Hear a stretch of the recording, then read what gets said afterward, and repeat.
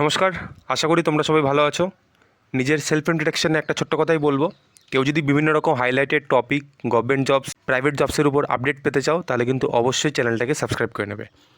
আজকে যে আপডেটটা নিয়ে এসেছি সেটা হচ্ছে ইসরোর থেকে একটা ভ্যাকেন্সি ছেড়েছে। কী পোস্ট আছে? Assistant, junior assistant, upper division clerk এবং স্টেনোগ্রাফার।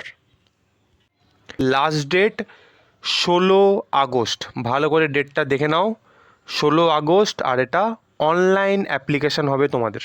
যারা যারা অ্যাসিস্ট্যান্ট বা ইউডিসির জন্য অ্যাপ্লিকেশান করতে চাও তাদের কিন্তু অবশ্যই গ্র্যাজুয়েশনে 60% থাকতেই হবে, নাহলে কিন্তু অ্যাপ্লিকেশান করতে পারবে না। আর কেউ যদি স্টেনোগ্রাফার বা জুনিয়র অ্যাসিস্ট্যান্ট অ্যাপ্লিকেশন করতে চাও তাহলেও কিন্তু তোমার গ্র্যাজুয়েশনে মিনিমাম 60% থাকতেই হবে। এবং কেউ যদি ডিপ্লোমা করে থাকো কমার্শিয়াল বা সেক্রেটারিয়াল প্র্যাকটিসের উপর, তাহলেও কিন্তু সেখানে 60% থাকতে হবে।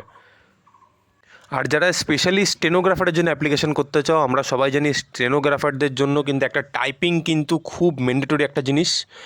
এখানে বলে দেওয়া আছে স্পিড কত লাগবে, 60 WPM। তাও এসএসসির কিছু কিছু পরীক্ষার থেকে মনে হয় এটা একটু কমই আছে।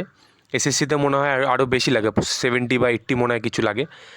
তো যাই হোক, এখানে 60 মতো আছে। এটাও কিন্তু খুব একটা সোজা না, এটা কিন্তু খুব টাফ। মানে তুমি যদি অ্যাপ্লিকেশন করতে চাও স্টেনোগ্রাফারের জন্য তাহলে কিন্তু আগের থেকে তোমাকে টাইপিংয়ের প্র্যাকটিস খুব ভালোভাবে রাখতে হবে। এবার আসি মেন জিনিসে, স্যালারি। এত কিছু তো শুনে নিলাম, স্যালারি কত? স্যালারি কত? 25,500। না, এটা বেসিক পে। এরপর আরও অনেক কিছু আছে এখানে। দেখে নাও কত কিছু থাকে এখনও।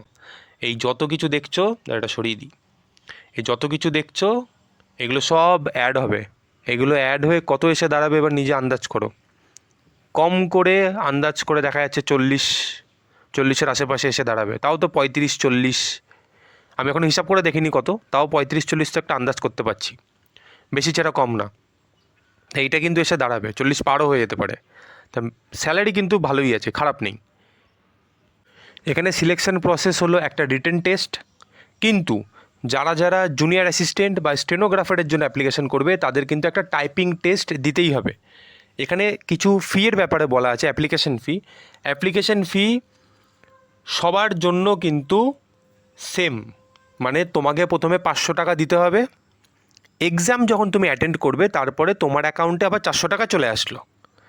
মানে তুমি 100 টাকা ফি দিলে, মানে তুমি 500 টাকা দিলে, পরে 400 টাকা ফেরত পেয়ে গেলে, তাহলে এক্সাম ফি হলো 100 টাকা।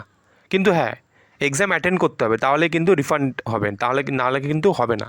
এসসি এসটি, মহিলা, পিডাব্লিউবিডি, এক্স সার্ভিসম্যান যারা আছো তাদের কোনো রকম এখানে ফি লাগছে না, সম্পূর্ণ বিনামূল্যে।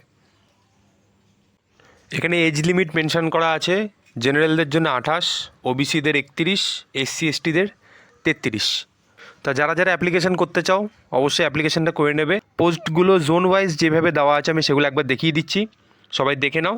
আমি আর মুখে বললাম না, আমি একবার হালকাভাবে এভাবে উল্টে উল্টে দেখিয়ে দিচ্ছি, সবাই একটু খেয়াল করে নাও। টোটাল এখানে কতগুলো পোস্ট আছে দেখে নাও, তাহলে স্ক্রিনশট তুলেও রেখে নিতে পারো। আমি আর ভিডিওটা বেশি লং করলাম না, আজকের জন্য এইটুকুনি। দেখা হবে নেক্সট কোনো আপডেট নিয়ে।